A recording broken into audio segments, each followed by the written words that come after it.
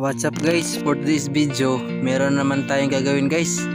Ayan, magtatanim tayo ng yuca guys. Ayan, dito natin sa mga balde itatanim guys. Ayan, ito yung lupa natin guys. Then ito yung coco cubes natin. Then meron din tayong rice hull. Ihalo natin yan guys. Ayan.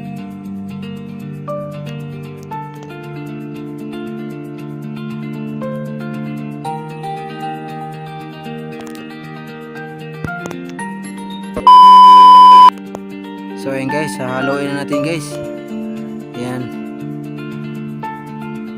i-mix muna natin para maganda talaga yung soil nya, para hindi po matigas talaga.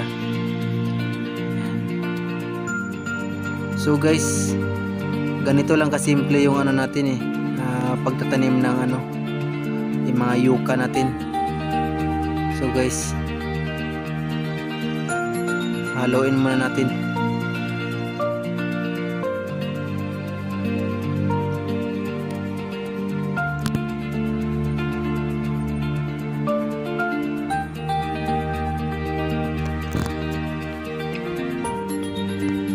So ayan na guys, tapos na natin siya nahalo. Ayan. So ngayon guys, kakattings natin tong mga guys. Hati-hatiin natin. Ayan. Ayan guys, yan yung itatanim natin. Ito pa. Ayan. Ayan guys. So meron nating dalawa. Ayan. Ito pa isa. Ayan guys. So then ito pa. Sabi nila guys, hindi daw mabubuhay. Subukan natin guys kung talagang hindi ba talaga mabubuhay. Ayan. So ayan guys, magsimula na tayo magtanim. Ayan. Dito natin ilagay sa balde guys. Ayan. Dapat guys meron din siyang butas para mabilis mag-drain yung niya, tubig. Kasi pag wala pang butas guys, nalalata din yung nila, katawan, dahil nabababad sa tubig guys. At saka itong garden soil natin guys, mixed na to siya. Kaya hindi to siya pwedeng araw-araw diligan guys, kasi meron siya mga coco pit guys rice hull, coco cubes. So nag-iipon po yan ng tubig. Kaya kahit matagal natin madiligan guys, buhay pa rin sila dahil meron pang masisip-sip yung ugat nila. Meron pang tubig na masisip-sip doon sa mga coco cubes natin at saka ipa. So ayan guys, tapos na yung isa. Ayan, ganyan lang guys. Ayan, dito naman tayo sa ating pangalawa. Ayan.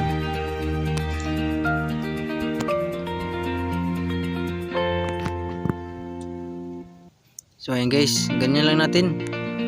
Hugsok na natin, tapos lagyan na natin ng lupa. Ay, putulan naman natin guys, kasi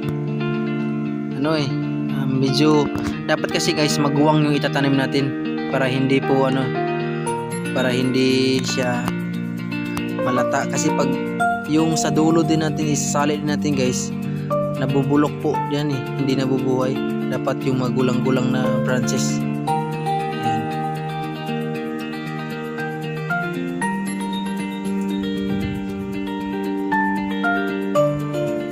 So itong video na to guys ay para lang to sa mga hindi pa naka-experience ba. Opo guys, kasi hindi naman talaga ako yung magaling magtatanim ng mga ganyan Based lang po sa natutunan ko guys, kasi palagi ko na pong ginagawa noon pa nung pandemic pa lang guys. Marami na po kami nabibinta ng ganyan. Noon guys, binibinta namin yan siguro mga 5 feet to 2 feet guys. Binibinta namin yan guys. Yung 5 feet 3.5, 2.5, 4.5. Tapos yung 1 to 2 feet guys, binibinta namin yan ng ng 1 to 1,000 yan. Pero ngayon guys, napakamura na guys. Yung mga ginagawa ko ay na lang guys, binibinta na namin 150 guys. Dahil sobrang mura na, dahil yung ibang mga tao ay nakalabas na sa kanilang mga tahanan, meron na silang nagagawa.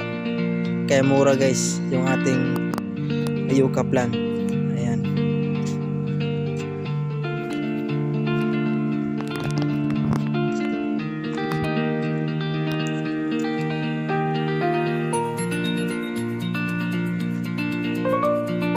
So yun guys, tutusok pa natin yan guys. Lalagyan natin ng lupa. Ayan.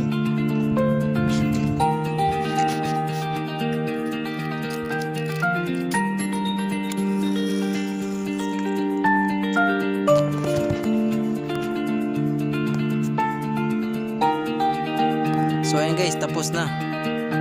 Ito na yung pang-apat natin. Ayan.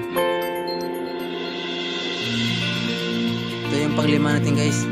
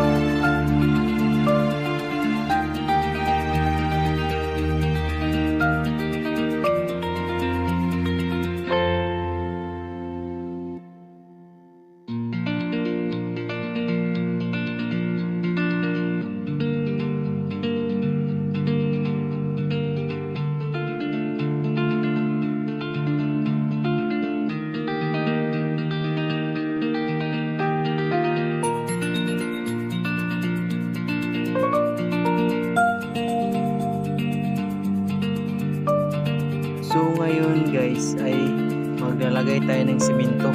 Ayan. Meron din konting buhangin guys. Haluin muna natin. Ayan.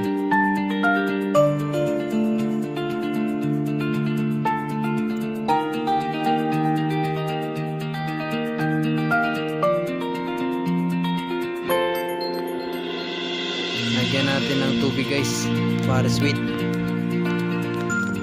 Haluin natin. Ayan guys, ang bilis. Ayan.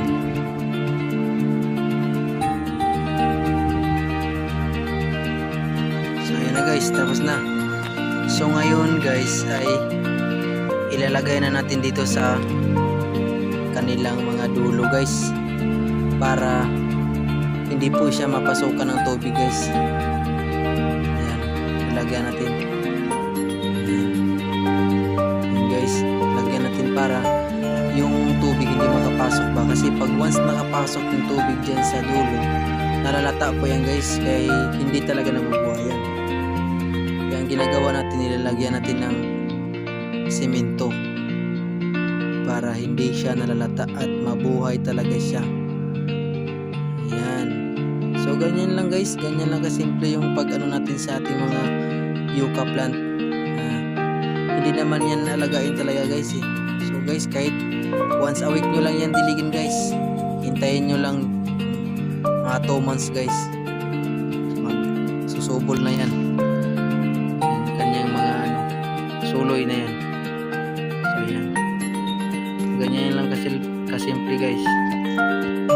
So yan guys, tapos na natin siya na lagyan ng simento.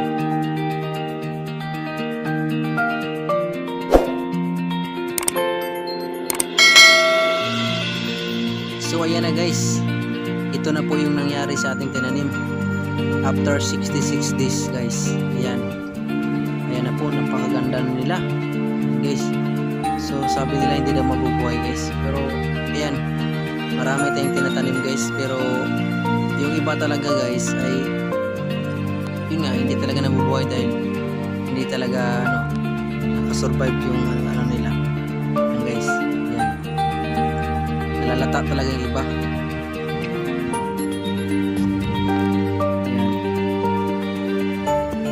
Ayan, ayan, nalalata sila oh. Ayan, ayan oh, nalata ang kanilang puno. Nasobrahan yan sa tubig guys. Ayan, lumambot ng kanilang katawan. Ayan,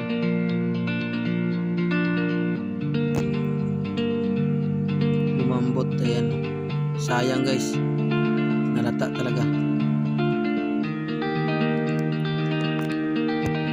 So ngayon guys, titingnan natin kung talagang buhay ba talaga. Ayan, bubunutin natin. Ayan, voice over lang tayo guys kasi wala talagang maingay. So ayan guys, ayan, buhay talaga, maraming ugat. Ayan, so buhay na buhay talaga sila. So ayan guys, ito, ayan, tingnan natin din, malaki, talagang buhay pa talaga.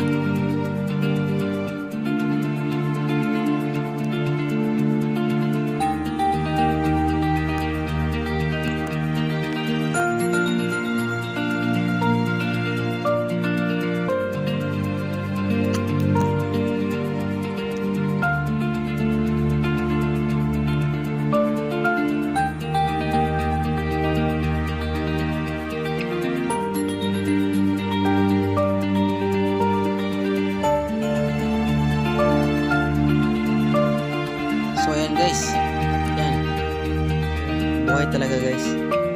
Yan, maraming ugat. Yan guys, ba, buhay talaga siya guys. So ngayon guys, iriripat natin siya, lilipat natin dito sa plastic. Yan, para maganda guys. Ayan guys, oh, ayan. So di ba, pwede natin itong ipasok sa loob ng bahay guys. Ayan, ito naman yung maliit. Yan, iripat din natin yan. Yan, so guys, dapat kailangan din may butas din talaga yung pasok pa.